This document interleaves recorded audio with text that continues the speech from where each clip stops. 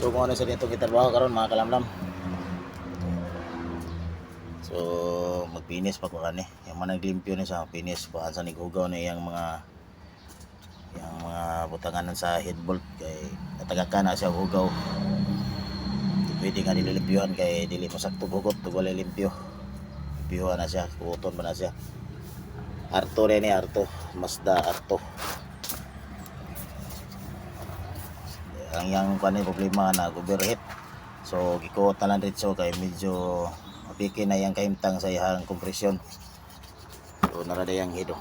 Ito na.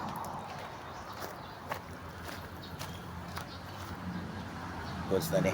Irisita na naman yung valve clearance. Wala nagplansa. May tao silalom.